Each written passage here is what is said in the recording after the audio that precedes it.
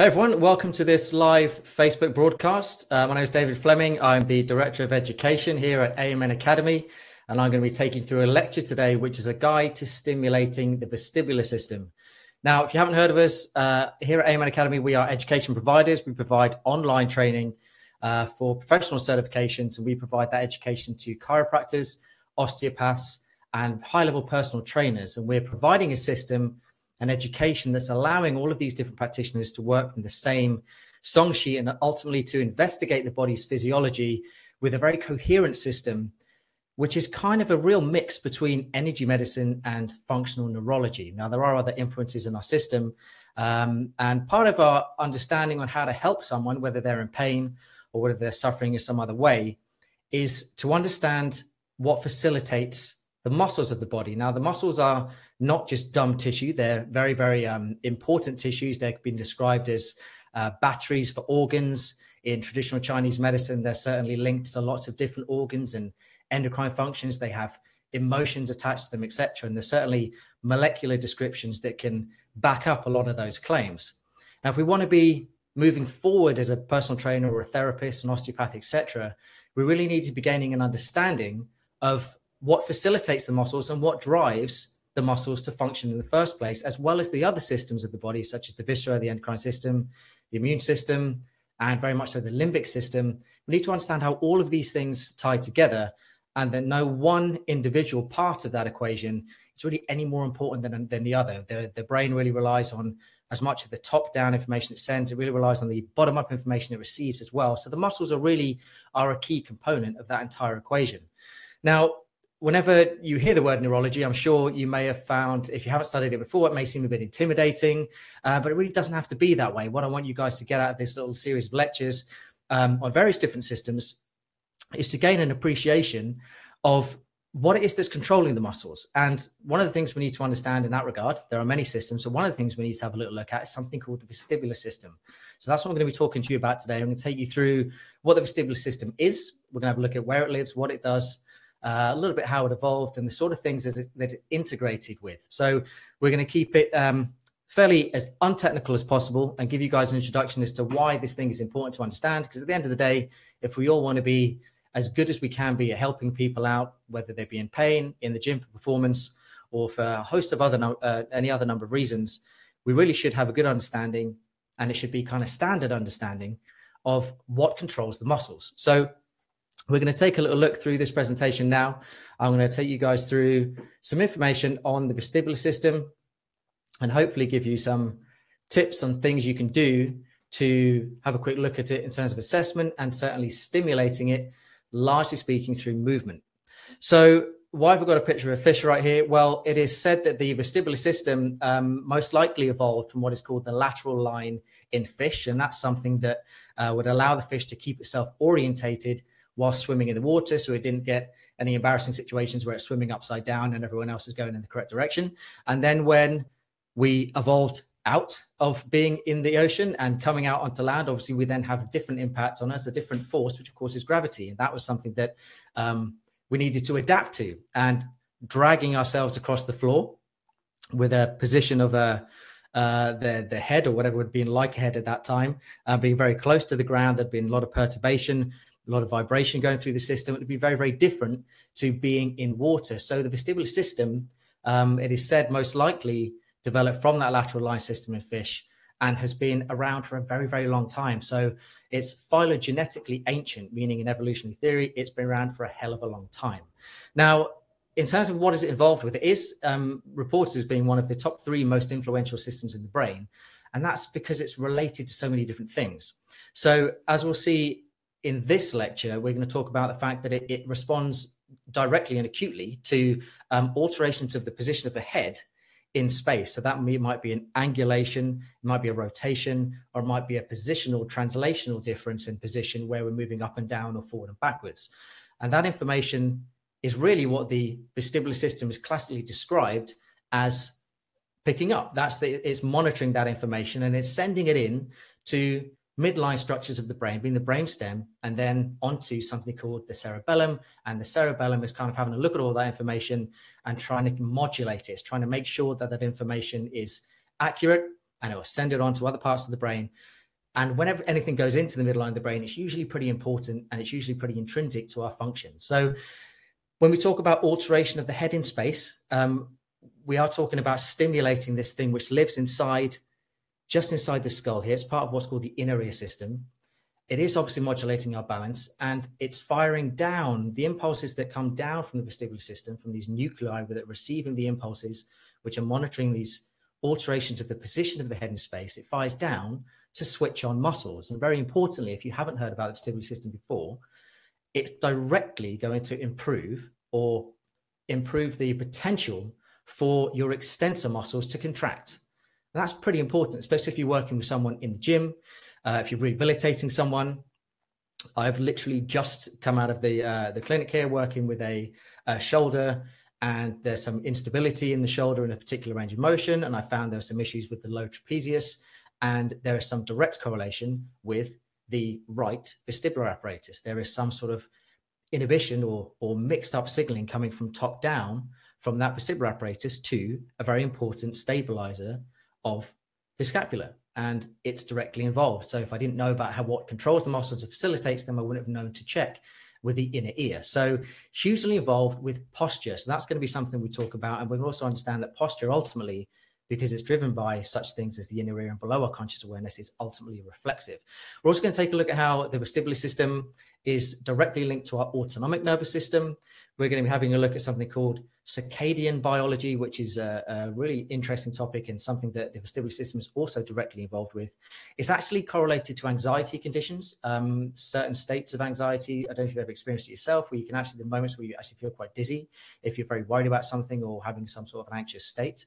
We're going to take a look at the use of rocking chairs, gardening, and then give you guys some assessments and drills. So a few bits and pieces to get through, and hopefully you're going to take away a lot of useful stuff from this lecture. So the vestibular system itself, as you can see on the screen there, is made up of a series of what are called semicircular canals, which are orientated in specific directions, and they contain a specific fluid. And when we move the head, especially in rotation or angular accelerations like this kind of thing, the fluid is going to spin in specific parts of that apparatus, and that's going to stimulate little tiny hair cells. And then there are neurological impulses from that are translated in the brain and modulated in the brain. And there's a whole bunch of activity that thereafter occurs. The main thing to remember from this lecture is the link with the muscles, because this is the what we most all work with. We work with this stuff all the time, every day. People come in, everyone has muscles, everyone has problems with their muscles. They can be linked to lots of other problems in the body. It's important to understand the many systems which actually report down to the muscles and tell them what to do. And at some point, we'll talk about what reports up from the muscles as well. So we have semicircular canals, which are monitoring rotation, angular alterations in the position of the head. We also have something called the otolith organs, which translate the up and down motion of the body and the forward and back. So it's slightly different, but again, just monitoring changes in the position of the head in space. And that's important because ultimately we want to not have this thing hit the floor, because that's obviously where injury, real bad injury, can occur. So a very, very important signal to the brain is the vestibular signal, letting the brain understand where the head is in space at any given moment in time. And there are other reflexes. We're not going to go into them in too much detail today, but it's intrinsically involved with our eyes. There's something called the vestibulo-ocular reflex. There's the vestibulo-colic reflex as well, where it's involved in righting the position of the head, depending on perturbations of the body. There's other things it's involved in, but when you just really take away from this, the correlation between the vestibular system, our movement, and facilitation, which means that the increasing the potential for muscles to fire, and that's through the extensor muscles. So when we talk about vestibular system, we have to really talk about volume, because it's not volume in terms of sound per se, but there's a lot of activity in the vestibular system. And as you can see from this slide, vestibular system fires, there are impulses from the vestibular apparatus that fire at around 1 million times per second. And that's when we're not moving. So if I'm very, very, very still, there's still a huge amount of activity firing from my vestibular system into that midline of my brain. That information is firing onto a whole bunch of different other areas. All of them are related to various other systems, such as I've mentioned being autonomics, anxiety, circadian function, etc. So really, really busy system. And you can imagine here that if one side of the vestibular system isn't working very well, it may have the signals, those signals might be turned up a little bit too high. So imagine a volume control on the right side of your vestibular system, that might be turned up way too high. Maybe we want both volume controls set at 5, for example. If you've got one at 3 and one at 8, you may have problems. And that's definitely going to alter muscle facilitation. It's going to alter the recruitment of your extensor muscles. So on the opposite side of the body, if we've got our volume turned down to 3 on one side, we may have a much higher flexor tone on that side. The other side of the body, where we've got our volume up at 8, we may have a really high amount of extensor tone. That's just aberrant signaling. It's dodgy signaling. It's noise. It's going up to the brain. It's not very clear, and that can lead to another whole host of problems. And you can get postural adaptations, injury potential, etc. So we have to really understand that the vestibular system ideally should be balanced between the left and the right sides. And if we have alterations in that information firing up, we can have problems. So here's the muscles I'm talking about, the main ones in questions. Just to reiterate that again, we've got extensor tone, which is in part facilitated by very fast direct pathways from our inner ear. So these alterations of my position of my head in space right now are affecting the facilitation of my extensor muscles. The amount of facilitation that will occur and the amount that the brain will pay attention to those stimulus, that stimuli, should I say, is really relative to what kind of training you do and what kind of health your cerebellum is in, which is a part of the brain which monitors and modulates the rate, rhythm, force, and accuracy of our movement. And funny enough, it's the very large topic in our level 1 practitioner certification. It's quite important to understand if you deal with movement and bodies and muscles in general. So if you're someone who has never trained in a way that really challenges the vestibular system outside of your normal movement patterns, you may find that even a slight turn in a direction or a spin or a pivot or something like that sends your vestibular apparatus signaling through the roof, and you get those volume controls turned right up to max, and you might even feel a little bit kind of dizzy or even ultimately a little bit sick from it, because there are these autonomic correlations from driving the vestibular system. So you'd have to be careful in your stimulations, but there are ways of, first of all, working with the vestibular apparatus at a much lower level, a much calmer level than big gross movement. So let's have a little look at this autonomics. Now, you've probably experienced this yourself. If you have been on a boat at sea, let's say, now maybe if you've experienced seasickness, there is correlations to the fact that you're not on hard ground and that you have all this motion going on the whole time. I hope I'm not making anyone feel sick doing this right now. And I used to get very seasick. It was horrible nausea. If you've ever had it, it's not much fun. And of course, the cue is to look into the distance at the horizon. And now, when we look into the distance, there is information out there that would state that the input from the vestibular system is going to calm down a little bit. And that's largely due to an increase in what's called the sympathetic output of the nervous system. So the sympathetic nervous system, our fight or flight nervous system, as it's often called, kind of comes up a little bit, and it may just impede this signaling from the parasympathetic, the rest and digest system, for a moment in time. It changes blood flow a little bit, and that can attenuate sometimes that sickness that you feel. Now, also, another thing that may be at play there in such things as seasickness, or if you get particularly dizzy from moving around quickly, is just the fact that your cerebellum isn't very good at modulating the information it's receiving. So the movement part of it ultimately can become the cure if you know how to progress people and train them properly, and finding out where the volume controls are at either side of the vestibular system is an important part of trying to help people to get through issues with balance. Now, there is research now that's saying that the primary link between the vestibular system and the autonomic nervous system really comes through vestibulosympathetic responses. It's apparently largely directly linked through the otolith organs, those guys that are monitoring my ability to go, well, not the ability to go up and down, but monitoring the fact that I'm moving forward and backward or going up and down. And they have a huge influence over the cardiovascular system. So the position of your head in space has direct influence on blood flow. And you can imagine, if you're lying down, the effect of gravity on the feet, the low back, for example, the very middle part of the body, and the head is equal. But then as soon as you stand up, you've got your vestibular system signaling to your brain that you're moving and you're coming into a vertical position. That completely changes your orientation towards gravity. And thus there needs to be some direct signaling to alter blood flow very, very quickly.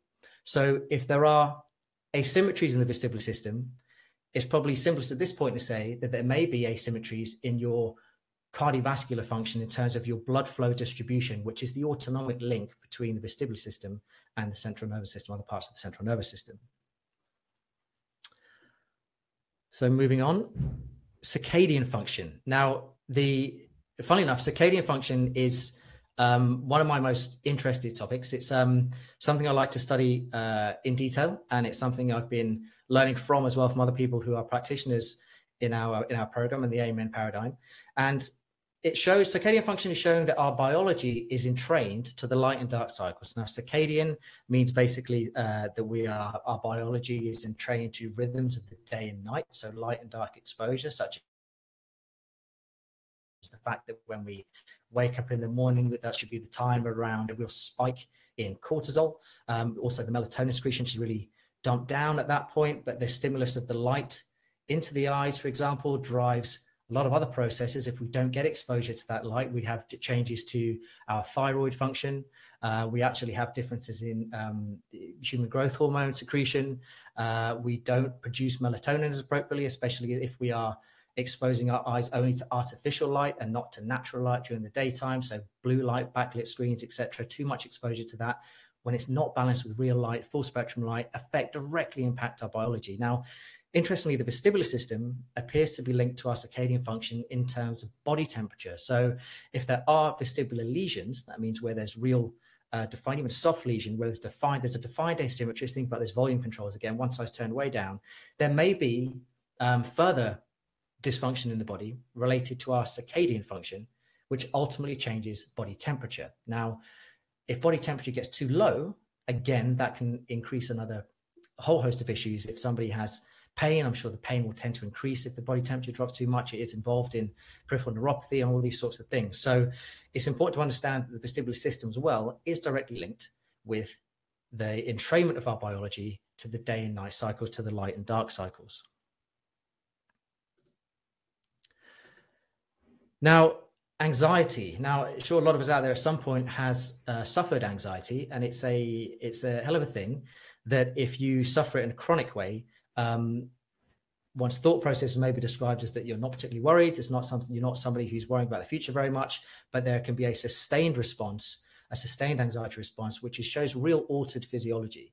Now, the vestibular system, while I'm not suggesting is causative at all in anxiety, states of anxiety, it's certainly correlated. So in states of acute anxiety, you may have experienced yourself, I'm not sure, I have personally, that if I've been stressed for a while and worrying about things, and generally things that are ahead of me in the future, and therefore not being living in the moment, that's one of the issues with it, as well as with depression, when you're maybe focusing on the past and again missing the moment, that has changes to the nervous system. It involves changes to the autonomic nervous system. The vestibular system is indicated in anxiety issues because of a correlation of the flow of information from our vestibular signaling to an area in the pons called the parabrachial nucleus. And that's an area, the pons is part of the brainstem, and it's receiving information also from our movements, from somatic nervous system, which is basically the interaction of our volitional and reflexive movement control, as well as visceral sensory pathways being information from the organs. Now, interestingly, where that information fires to the parabrachial nucleus is also directly involved in signaling with something called the amygdala. And we can see from the slide here that these pathways appear to be involved in avoidance conditioning, anxiety, and conditioned fear. So there's this big link between emotional state, limbic states. So there is something determined as the limbic system of the brain, but emotions are far more complex than just looking at one system in the brain. We have to consider the viscera, the tissues, etc., to really understand the true experience of how emotions occur. The vestibular network is correlated to that. So again, you may find in states of acute anxiety that you feel dizzy. And you may not find asymmetry in the vestibular system relative to that, but there is a direct link from the firing of the vestibular system relative to the information that it's converging within something called the parabrachial nucleus of the pons. So something to consider. Again, that's something we look at as one of the folders that we check out, one of the elements of someone's physiology that we look through in our level 3 training in our homeostasis course. So rocking chairs. Now, this has been an interesting one. This is kind of just leading into the fact that movement that stimulates the vestibular system appears to be pretty important to our health. So we've established that the vestibular system is one of the top 3 most influential parts of our brain, or systems within our brain. It fires its impulses relative to changes in the position of the head in space and orientation of the body, or translation of the body.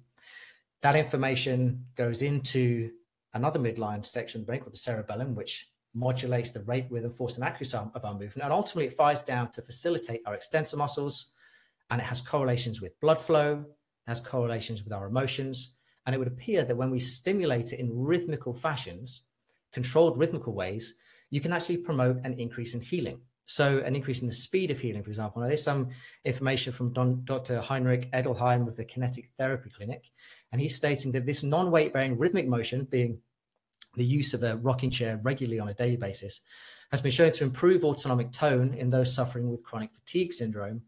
And by the same mechanism, it has also been shown to dramatically speed healing in severely ill patients. So an interesting link of that important systems we're discussing here with those autonomic correlations, those limbic correlations, showing that if it's stimulated regularly in a rhythmic fashion, it can actually accelerate the healing process. So if you don't have a rocking chair, maybe something to consider to get. Now, he's also saying through regular rocking, the body seems to settle into this natural rhythm, which appears to enhance the recuperative and regenerative capacity for rhythm in terms of our entrainment to day and night cycles, but also rhythmical movement. As I'm sure you're aware, if you just think about it, is always something that's very influential in the system, be it the impact of dance, for example, or maybe you'll see certain individuals who are on what could be classed as the autism spectrum may display certain rhythmical motions which seem to calm them in a certain way. So rhythm in terms of our movement seems to be pretty important. There seems to be a link with the vestibular system for sure. And that's something also that's been studied by NASA to some degree. So let's have a look at that correlation. Gardening. Now, there's a lady called Dr. Joan Vernikos, who is a research scientist for NASA. And obviously, when astronauts move from the Earth and go into space, there is a whole bunch of things that are different in terms of what is impacting their biology. There's an incredible amount of knowledge around them. They're outside of our, not where we've evolved. So I'm sure there's a lot of it is definitely something that's quantifiable, which is a alteration in your relationship to gravity, because there isn't any when you're in space. So what the Dr. Joan Vernikos had concluded with her studying of this kind of phenomenon and the effect of gravity on biology and the importance of gravity is that it's really the lots of tiny little movements, moving around, level changing and interacting, moving your body around and rotation and changing direction, etc., throughout the entire course of the day, which is more influential if we consider exercise, which would be going to a gym 3 times a week and doing 3 hours of maybe weight training or something like that, especially if it's very traditional bodybuilding style stuff where you're going to be sat down and there's maybe not as much interaction with gravity and with changing the orientation of the head in space, angulations, etc., like things like that. So she's shown that medical studies on astronauts show that gravity challenging all-day movement is more essential to good health than traditional exercise. So the sort of things, if you read her book or read any of her work, her research, she's indicating things like housework, gardening, etc., things like that, which have that constant small perturbations, those small changes between the relationship between the position of the head in space and the force of gravity, which are hugely impactful and influential on one's health. Now, ultimately, just my quote after that, the less we move, the less we interact with gravity, and ultimately the sicker we become. So we all know sedentary lifestyles are not very helpful to health. And we have to consider that the ways in which we move and the ways in which we interact when we do take the time to exercise, as well as outside of that, as well as being outside of that, which basically means not sitting down as much as possible, trying to get up and move around as much as you can, and level changing as much as possible, will have a direct impact on your health. So if we consider movement in a little more detail,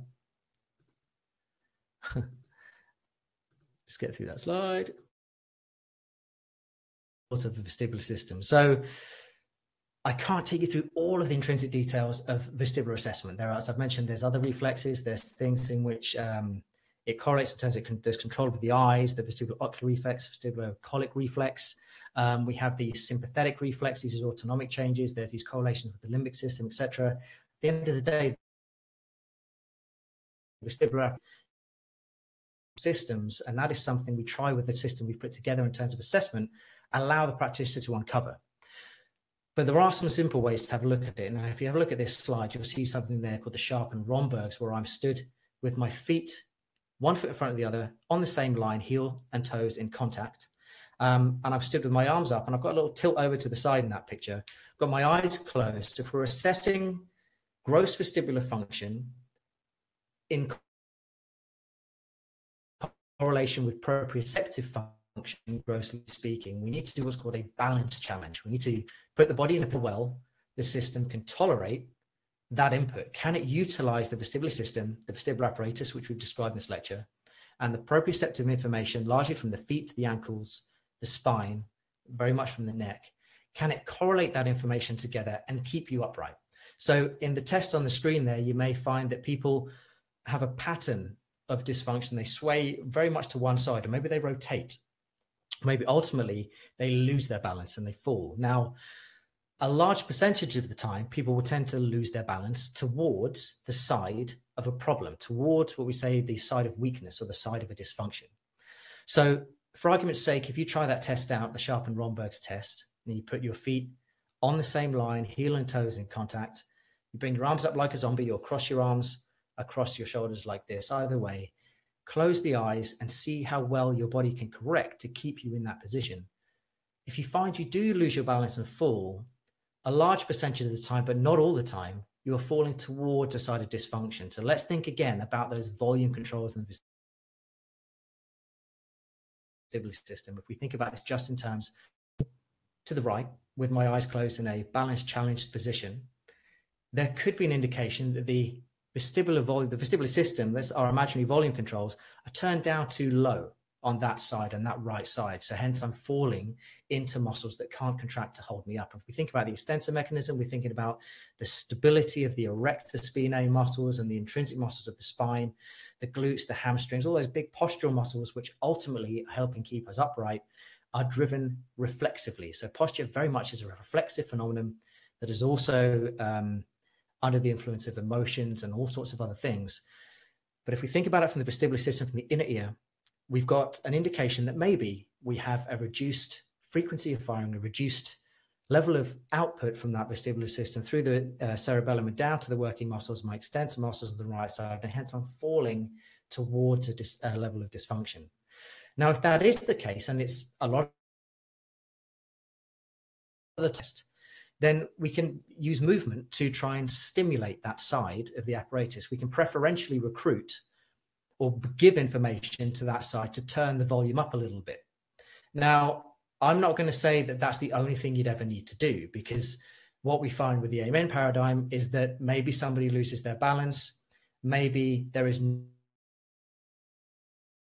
vestibular muscular problem at the ankle and the vestibular system is fine and there's something else driving it. Or maybe there is a vestibular issue, but then you have to understand that there may be other reasons as to why that volume is turned down in the first place. So stimulating the system is one way to bring that volume up, but another way, and a slightly more accurate way, or a slightly deeper way to look at it, is to work out why is that volume turned down in the first place. And that would be, you need an assessment process which would allow you to assess the endocrine system, the autonomic nervous system, the limbic, the nervous system, part of the brain that network emotional memory or memories about emotion. You may want to check the viscera against a vestibular problem. There's lots of things to consider, because we've learned the vestibular system is very, very influential. But to give you guys something to try, if you do find you lose balance in a balanced challenge position, such as the sharpened Rombergs without the use of the eyes, and let's say it's the right side, there's a couple of things you can do with gross movement. Now, we have what's called the Amen Coach certification, which teaches something called the Amen Warm-Up, and the Amen Warm-Up is designed to take you through a bunch of movements and translations of the body, which stimulate this thing, the vestibular system. Now, one part of that is called a barrel roll or a pencil roll. So you'd want to lie down on the floor, protect your chest with your arms like this, hollow the body out. So you're going to drop the ribs down to the pelvis to the ribs, and you get that contraction through the core muscles, which again is going to fire up into that midline of the brain and help bring some stability to the system. And you would roll over in the direction, preferentially, of the weakness, the direction to which you fell. So if you lose balance to the right, you maybe want to lie down, cover up, and roll a couple of times like a pencil, like a barrel, to the right. And then you'd want to stand, reassess and see if you have a normalization of the system. Have you turned that volume control up, which means the extensor mechanism is facilitated to the same level as the other side, and thus you can maintain your balance when you challenge it. That's one thing you can do. You could equally bounce up and down on the spot. So by rolling, we'd be stimulating very much the horizontal canal, one of the semicircular canals. By bouncing on the spot up and down with our eyes closed, we'd be stimulating the otolith organs and, largely speaking, the saccule, which is monitoring us, our head and space going up and down. Now, you can make that a little more specific by just having the head turned in the direction of the problem, just a little turn in the direction of the problem and bounce on the spot and then reassess.